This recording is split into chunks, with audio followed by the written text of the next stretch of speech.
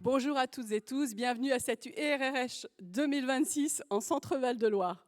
J'ai le plaisir d'animer cette première table ronde de l'Université du réseau des référents handicap 2026 avec une table ronde, une conférence consacrée au travail et en interrogeant « Le travail, c'est la santé ».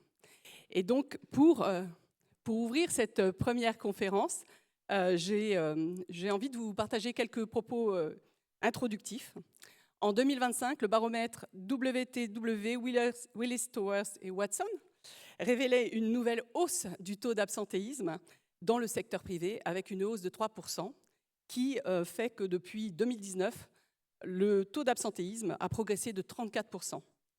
94% des arrêts constatés sont liés à la maladie, avec certains secteurs d'activité plus touchés que d'autres et certaines personnes, certaines catégories de population plus touchées aussi que d'autres. Les risques psychosociaux restent la première cause d'arrêt long et elles concernent 36% des situations. Si 89% des actifs déclarent qu'ils sont en bonne santé physique et 86% en bonne santé mentale, un tiers d'entre eux déclarent que le travail pèse négativement sur leur santé. Alors, le travail, c'est la santé, c'est l'objet de notre conférence de ce matin. Et pour cela, j'accueille 5 intervenants. Parmi mes 5 intervenants, donc, j'ai le plaisir d'accueillir Béatrice Prudhomme, directrice prévention sécurité, santé-sécurité au groupe EDF. Bonjour. Bonjour Béatrice. J'ai le plaisir également d'accueillir Emmanuelle Raymond, présidente de l'UNAFAM. Bonjour. Bonjour Emmanuelle. Déborah Brilly, qui est directrice du développement Clubhouse France. Bonjour. Bonjour Déborah. Et puis Hélène Bonnet. Hélène, vous êtes chercheure, patiente partenaire, cofondatrice de Cancer et Travail Agir Ensemble. Je ne le dirai pas en anglais, Hélène, tu le diras. Chez Sanofi. Bonjour Hélène. Bonjour. Et puis enfin, pour rééquilibrer, vous le savez, on a permis la présence d'un homme. Donc, bonjour Jacques. Merci. Jacques Bernon, qui est ergonome, consultant senior au Nouvel Institut, mais aussi ancien directeur du département santé-travail de l'Agence nationale des conditions d'amélioration des conditions de travail, l'ANACT. Et donc, c'est un plaisir de vous avoir tous les 5 sur cette table ronde pour animer cette conférence introductive de l'Université du réseau des référents handicap. Comme je le disais, ces questions de santé sont des questions profondes qui, on le voit, clivent et interrogent sur la question du travail et du travail dans l'entreprise et de la santé dans l'entreprise. Jack, je vous tends la parole. Qu'en est-il pour vous, le travail, la santé, l'entreprise, comment ça se passe ? Alors, je pense qu'il faut d'abord aborder la question du travail pour savoir de quoi on parle très exactement. Pour ceux que ça intéresse, je les renvoie au livre de Marie-Anne Dujarrier sur les troubles du travail, qui donne toutes les définitions possibles du mot travail. Ce qui nous intéresse dans ce cas d'espèce, c'est la question entre le travail prescrit et le travail réel. C'est souvent cette terminologie qui est utilisée en se disant que le prescrit, c'est ce que l'on demande aux personnes, et le réel, le travail réel, eh bien, c'est ce que font réellement les personnes. Par exemple, vous dites à un logisticien de décharger un camion. Et puis, décharger un camion, ça veut dire aller chercher le Manitou, aller chercher le fenouil, dégager un espace pour mettre les palettes, etc. Tout ça, c'est le travail réel. En fait, plutôt qu'opposer prescrit et réel, il vaut mieux raisonner en termes de tâches et d'activités de travail. Finalement, dans une fiche de poste, on détermine le travail qu'il y a à faire, le résultat qu'on attend, les objectifs que l'on fixe dans la fiche de poste. Et puis après, il y a l'activité réelle de travail, de qu'est-ce que je vais devoir faire, quelles sont les actions que je vais devoir mener, quelle est la stratégie que je vais devoir employer pour pouvoir aboutir finalement à cette tâche prescrite. C'est-à-dire que quelquefois on oppose prescrit et réel. En fait, ce n'est pas une opposition. C'est simplement qu'il faut que le prescrit soit précis de manière à offrir un cadre sécurisé pour pouvoir réaliser son activité de travail au mieux et dans les meilleures conditions. Et une fois qu'on a réalisé cette activité de travail, on a toujours 3 sorties. C'est ça qui est important. La première sortie, c'est le résultat, évidemment. La deuxième sortie, c'est finalement comment se nouent les relations à l'intérieur du travail, avec le management, avec les collègues, avec les clients, avec les usagers. Et puis la troisième sortie systématique, c'est qu'il y a toujours un impact sur la santé. Quand on aura déchargé le camion, eh bien, il est probable qu'à la fin de la séquence de déchargement, le cariste soit un peu fatigué. On voit bien qu'il y a une atteinte à son corps, une atteinte à sa santé. Mais en même temps, il aura terminé son travail, il sera content. Donc on a cette espèce de paradoxe où on peut avoir à la fois de la fatigue et à la fois de la réjouissance dans son travail. Voilà, en résumé, pour faire très rapide, ce que l'on peut dire sur le travail pour planter un peu le décor. Et tout à l'heure, je reviendrai sur le côté, le travail, c'est la santé. Merci beaucoup, Jack. Vous le disiez, on a cet écart entre le travail prescrit et le travail réel, et puis la question de comment, au fond, dans l'entreprise, le sujet se passe et comment l'entreprise gère ces questions. Béatrice, vous, chez EDF, quels sont les constats que vous posez voilà, quel regard vous portez sur ces questions? Alors tout d'abord, préciser que la santé-sécurité, c'est une priorité numéro 1 au niveau du groupe EDF. Depuis 2024, on a une direction dédiée à la sécurité santé, parce que justement, avant, elle était portée par la DRH Group, elle incluait les RH du siège, enfin voilà, différentes activités. Et tellement c'est important pour nous, on a dit on va en faire une direction dédiée. Depuis le début de cette année, d'ailleurs, on est rattaché à une structure qui s'appelle l'Inspection générale pour la sûreté, la sécurité et la santé, qui est rattachée directement au président, parce que c'est vraiment la priorité absolue. Au niveau des constats, 98% de l'absentéisme est lié à la maladie, 2% aux accidents. Et dans les 98% liés à la maladie, on a effectivement 40%, enfin 39% liés à la santé mentale, qui représente 5,6% des salariés. Donc on voit bien que ce sont des arrêts longs, comme vous le disiez. La deuxième cause d'absentéisme, ce sont les troubles musculo-squelettiques. Et c'est vrai que depuis l'année dernière, on a décidé de porter 2 thématiques par an. Donc on a porté l'an dernier la santé mentale et le risque cardiovasculaire, parce qu'on a quand même 59% en France des accidents, des décès dans l'activité qui sont liés à des malaises. Et cette année, on porte une nouvelle fois la santé mentale parce que c'est très important. On a signé la charte pour la santé mentale, on a de nombreuses actions et les troubles musculo-squelettiques, oui, tout à fait. Donc voilà, donc c'est quelque chose de vraiment important et qu'on porte au plus haut niveau de l'entreprise. Oui, merci Béatrice. On le voit bien, la question de la santé-sécurité, c'est un pilier essentiel au niveau des entreprises. C'est aussi, quand on regarde, j'ai vu hier, il y a une étude, je ne me rappelle plus qui est à l'origine de cette étude, mais qui est assez intéressante, qui dit qu'au fond, pour les personnes, il y a en fait 4 piliers qui sont essentiels pour finalement une bonne santé. Et ces piliers sont le couple, l'amitié, la famille, et vient en 4e position la question de la relation au travail pour une bonne santé mentale. Et ça me permet de vous passer la parole sur ces éléments, Emmanuel. Vous, de votre côté, à l'UNAFAM, peut-être si vous pouvez me dire, nous dire ce que représente l'UNAFAM, qui la compose, et puis votre terrain de jeu, on va dire. Avec plaisir. Merci, Véronique, de me donner la parole. Oui, quelques mots pour rappeler ou dire qui nous sommes. L'UNAFAM, c'est une association familiale loi 1901 qui a été créée en 1963, qui est reconnue d'utilité publique depuis 1968 et qui est une association d'entraide et d'appui à toutes les familles confrontées à la maladie psychique. Nous sommes 16 500 adhérents, mais nous sommes en lien chaque année avec plus de 55 000 familles grâce à nos 354 lieux d'accueil partout en France que pilotent nos 113 délégations départementales et régionales. Donc un chiffre impressionnant qui dit la bonne santé et l'activité, le dynamisme de notre association, mais qui dit aussi la fréquence de la maladie psychique. Je rappelle que 20% de la population sera un jour frappée par la maladie psychique, le problème de santé mentale, et que parmi eux, 5% des personnes apprennent à vivre avec un problème de santé mentale chronique. Donc nous, notre association, c'est une communauté d'entraide pour s'entraider entre nous, les aidants familiaux, Et c'est aussi une communauté d'influence, c'est pour ça que je suis ici, car nous tenons à faire sortir du silence le tabou sur la santé mentale. Grâce à la grande cause santé mentale, on est satisfait, on est content, on est sorti du silence. Et maintenant, il faut agir. Il faut agir parce que nous le savons, le travail, c'est un facteur clé pour le rétablissement. Oui, le travail, c'est bon pour la santé, à condition qu'il soit accompagné. Et c'est là où vous, les référents handicap, vous avez un rôle essentiel à jouer pour nos proches qui ont des maladies invisibles, qui leur fait honte, hélas, malgré la grande cause, il faudra continuer. Donc, n'osent pas vous dire qu'ils ont une RQTH et qu'ils peuvent bénéficier de dispositifs. Donc, voilà, pour nous, la clé, c'est sensibiliser à la santé mentale, lever le tabou, pour ensuite offrir des solutions qui existent dans les dispositifs législatifs que vous pouvez aider à mettre en place, mais à condition que ces personnes-là se manifestent auprès de vous, parce que sinon, elles se désinsèrent, elles quittent leur travail, elles sont parfois souvent licenciées pour inaptitude, tout simplement parce qu'elles n'ont pas osé parler. Donc, on compte sur vous et je suis très heureuse d'être ici avec vous.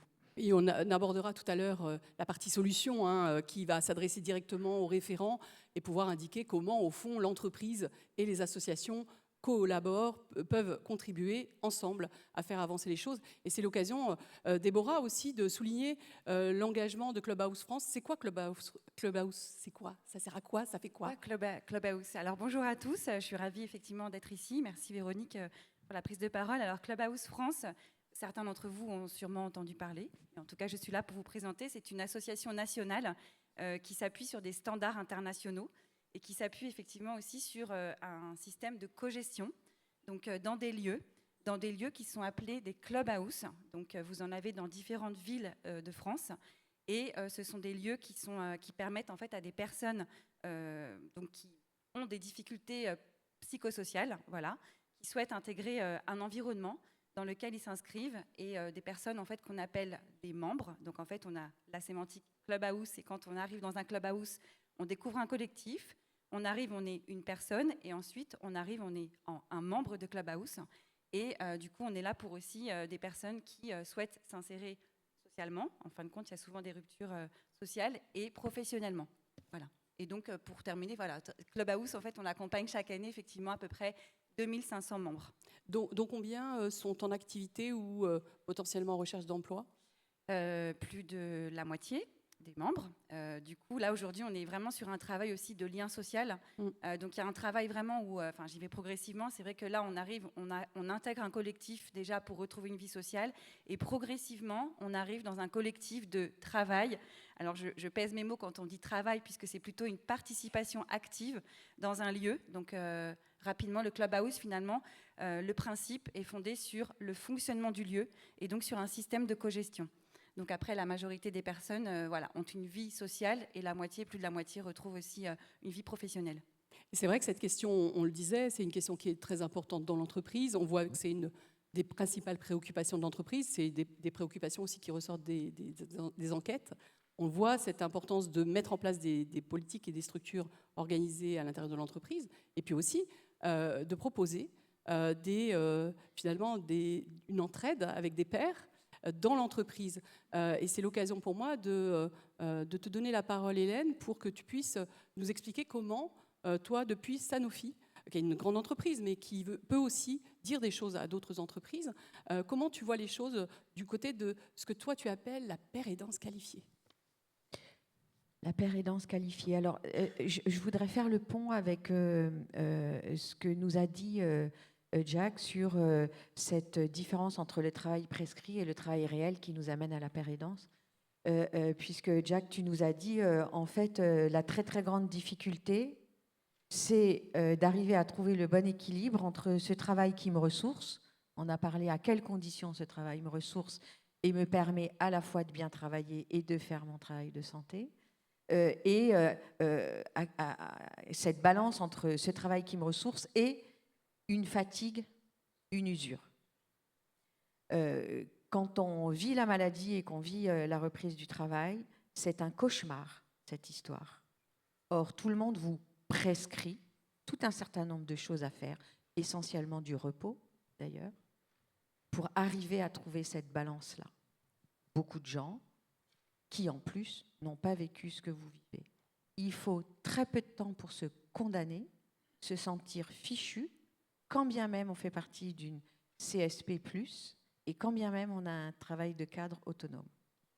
Ce qui vous sauve pour avoir le dialogue utile et l'action collective qui va vous permettre de reprendre la main sur votre travail, c'est de pouvoir dialoguer avec des gens qui sont passés par là. C'est une ressource qui ne fait pas tout, mais qui est irremplaçable.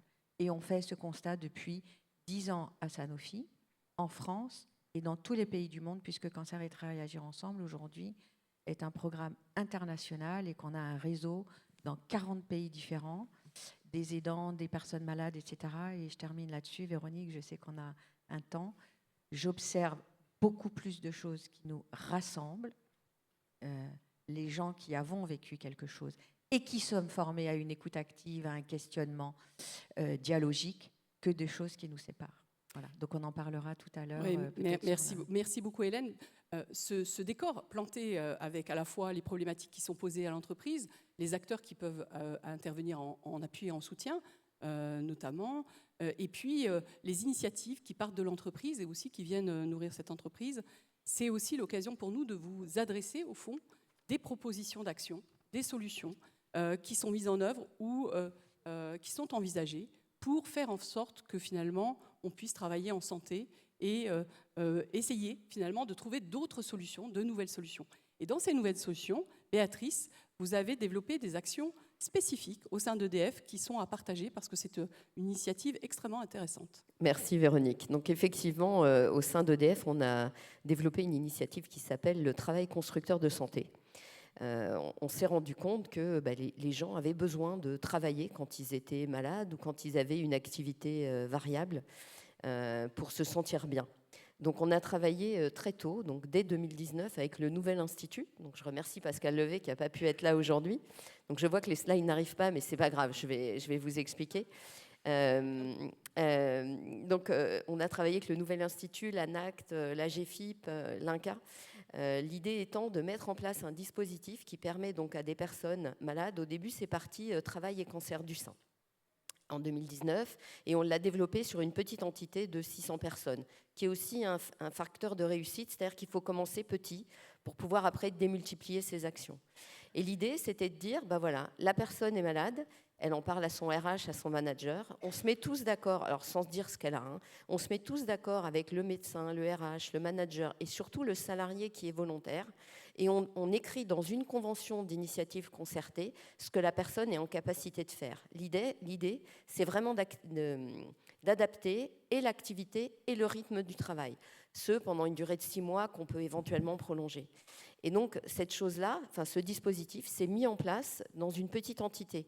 Alors, les premières présentations devant les représentants du personnel ont été un petit peu compliquées parce qu'effectivement, on nous disait « mais vous forcez les gens à travailler », alors que non, ce sont les gens qui ressentaient le besoin de travailler pour se sentir mieux. Et tout le travail avec le Nouvel Institut, c'était aussi pour démontrer que ça faisait du bien aux gens. L'idée étant initialement du Nouvel Institut de faire aussi évoluer les textes de loi pour dire même une personne en arrêt de travail peut travailler. Bon, on est revenu là-dessus parce que les textes n'évolueront pas. Donc on a mis en place cette convention d'initiative concertée. Les gens ne sont pas en arrêt de travail et ça permet vraiment, donc là sur les 600 personnes, sur les 3 ans où la convention a été mise en œuvre au départ, on a eu 5 conventions. Alors vous me direz, c'est pas beaucoup, mais c'est déjà bien. Et on ne s'est pas limité au cancer du sein, on l'a ouvert à l'ensemble des cancers. En 2013, on a repris cette initiative au niveau du groupe qu'on portait, mais là, on l'a ouvert aux 60 000 salariés en France. Et on a depuis une 60aine de situations, donc 30 conventions qui ont été signées, 12 en cours, et vraiment avec une grande réussite et de grands remerciements de la part des salariés. Sachant que, oui, il y a les maladies.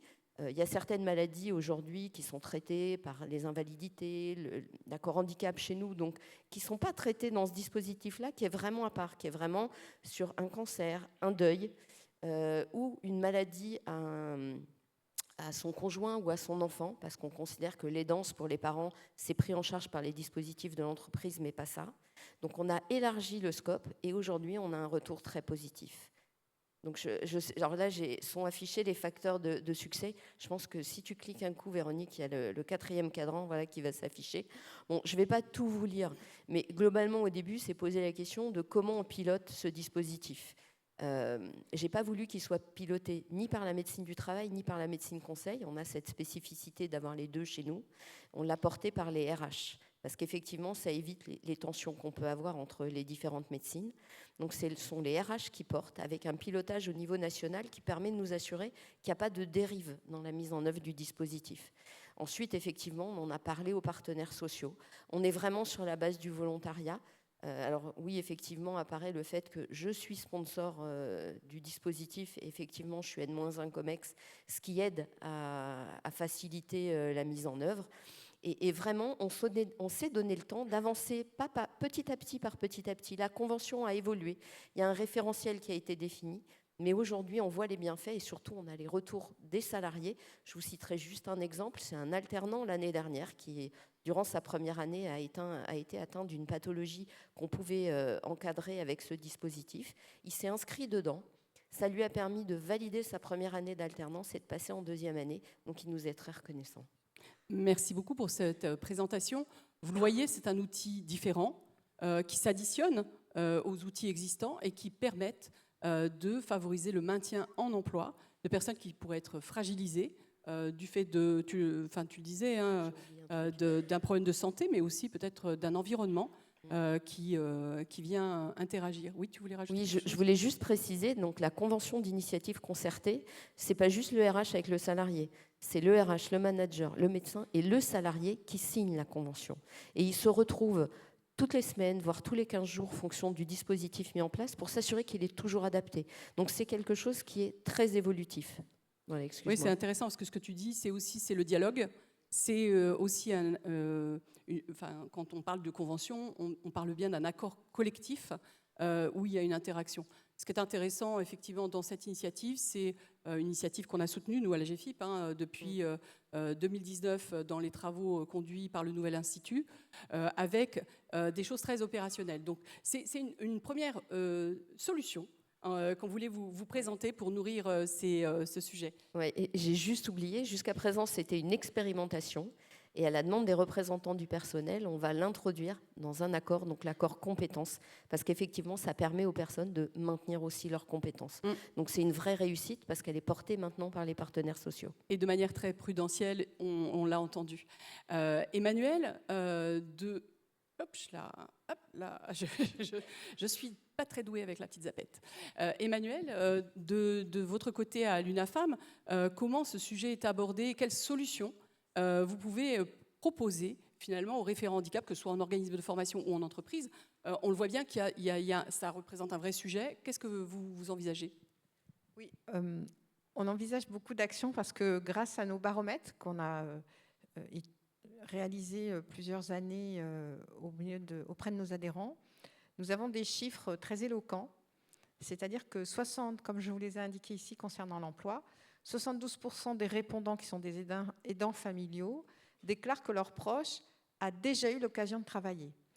Alors je vous rappelle que vous avez une maladie, un problème de santé mentale, une maladie psychique. À 75%, elle se déclenche entre 15 et 25 ans.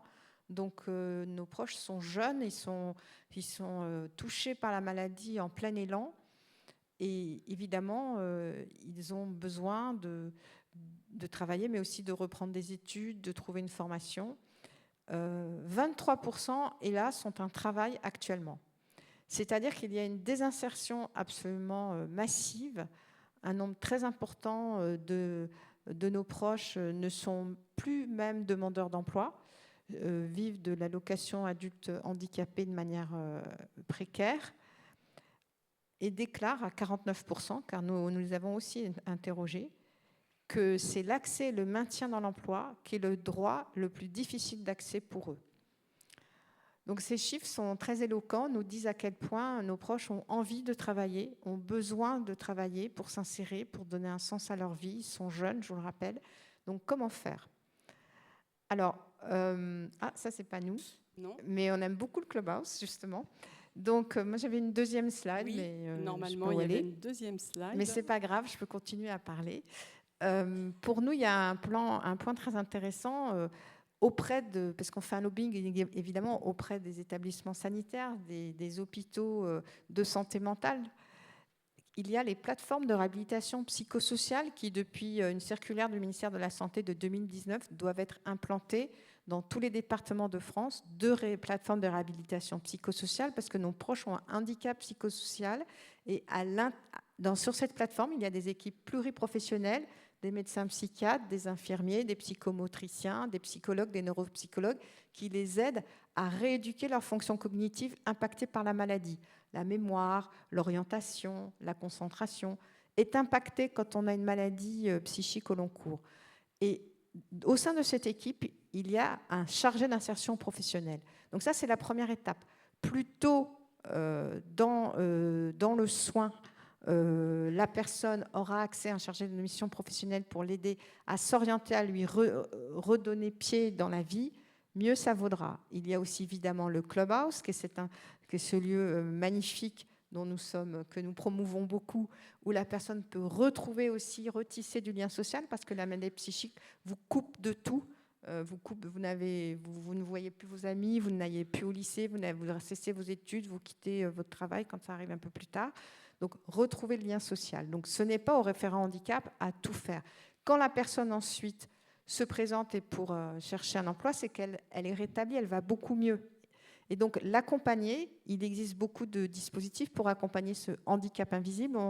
Mon collègue Michel Doussin va dans un atelier cet après-midi, va vous l'expliquer. On a même écrit un livret pour aider tous les référents handicap à actionner les leviers à votre disposition pour aider la personne. Et d'ailleurs, Emmanuel, il y a aussi dans l'espace Inspiration un stand de l'UNAFAM avec différents documents et Clubhouse également est présent. Très bien, parfait, génial.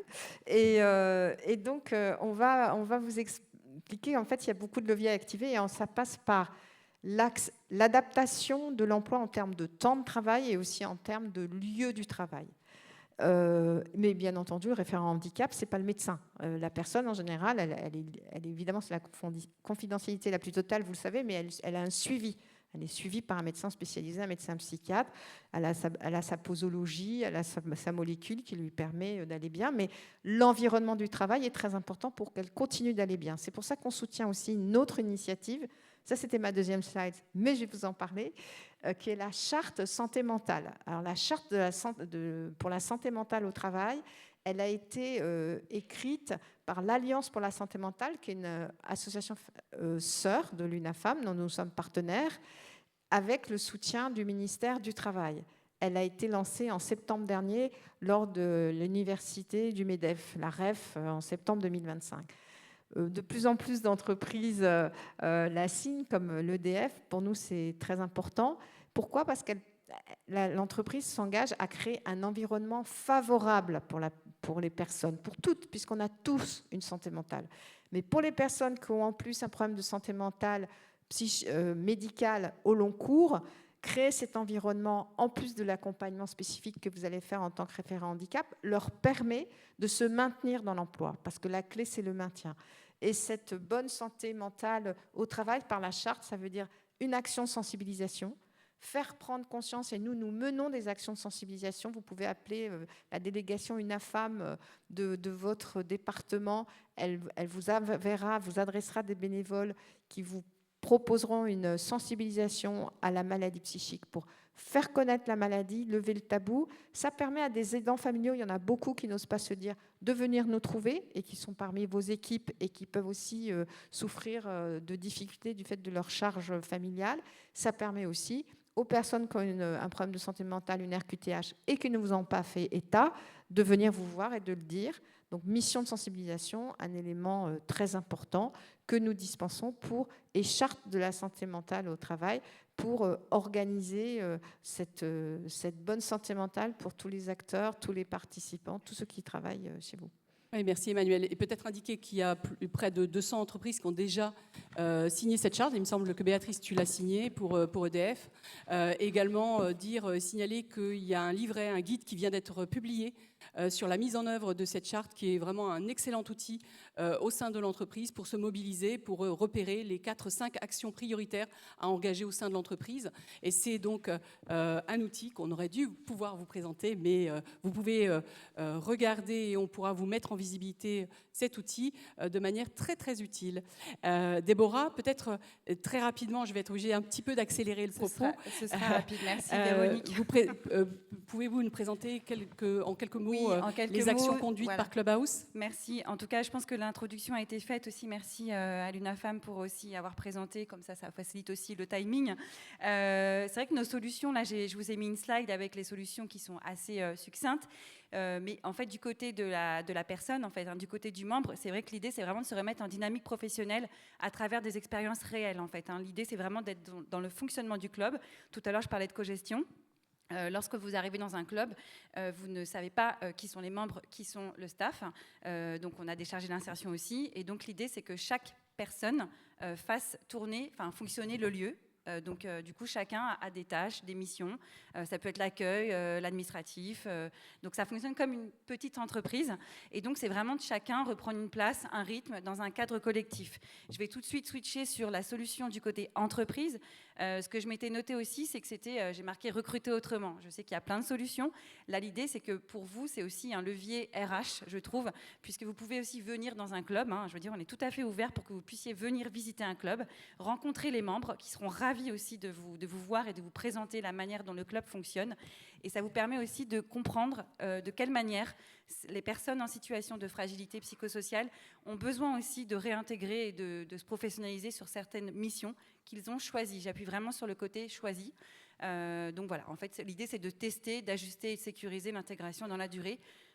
Juste un dernier mot avant de rendre la parole. Je n'ai pas spécifié tout à l'heure, mais le Clubhouse n'est pas médicalisé. Il n'y a pas du tout il n'y a pas de médecin, donc c'est un endroit en fin de compte ouvert à tous. Il n'y a pas forcément de démarche administrative.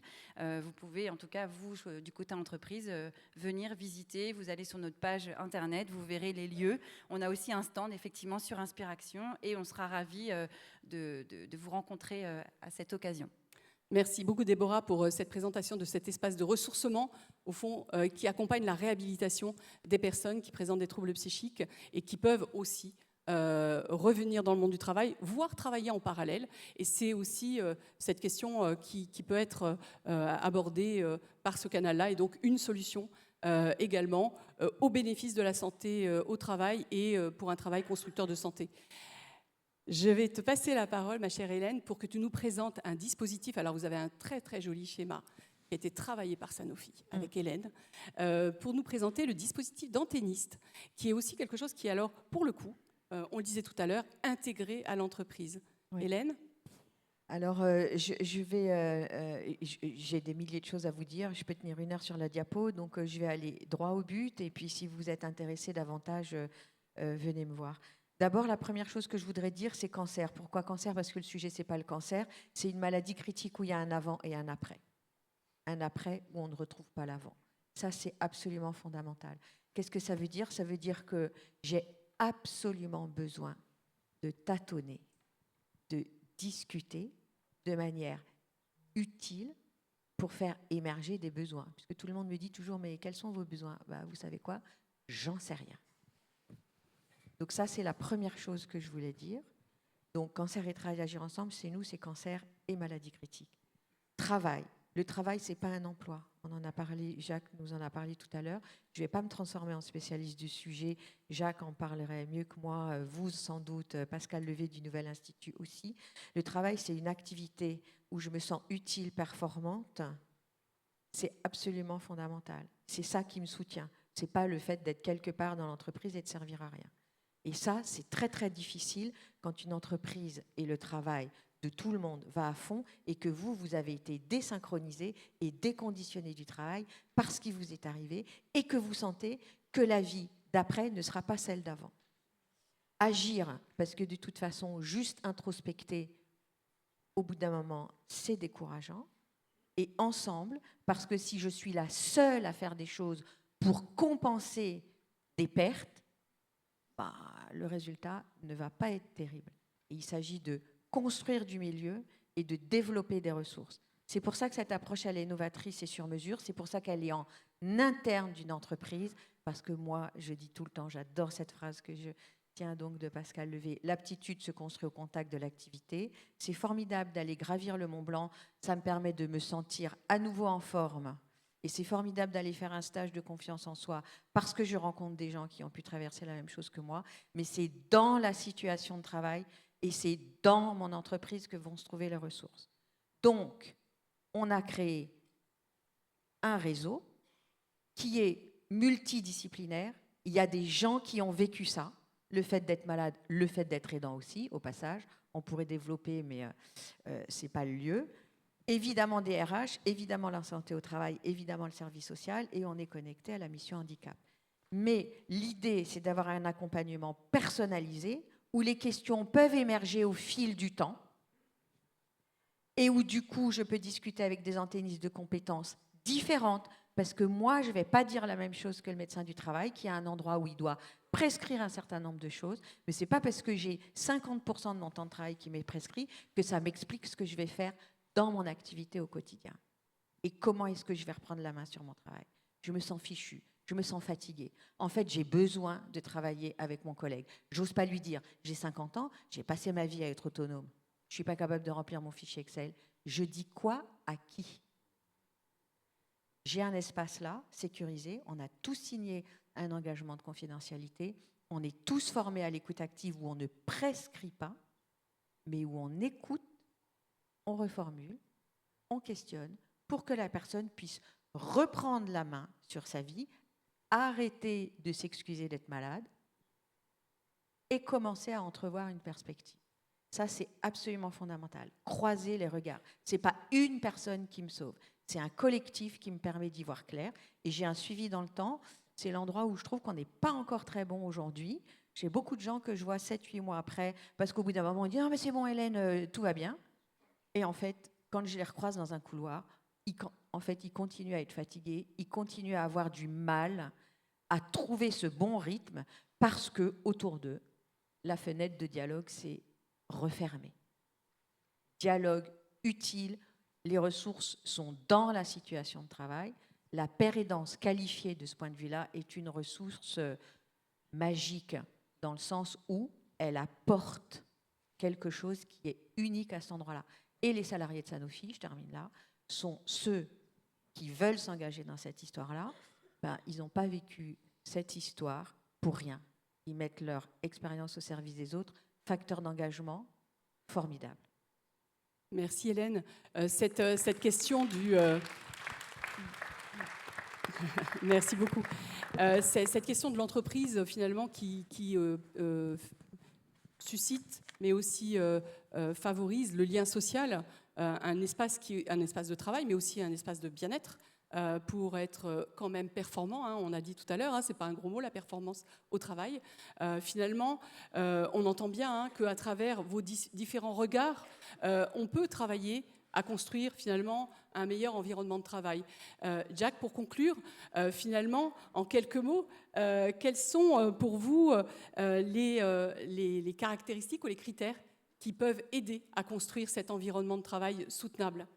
Je pense qu'il faut avoir une prise de conscience de quelque chose qui est très important, c'est que la santé, ce n'est pas que la question de la maladie. Réduire la question de la santé à la maladie, c'est évidemment être étroit.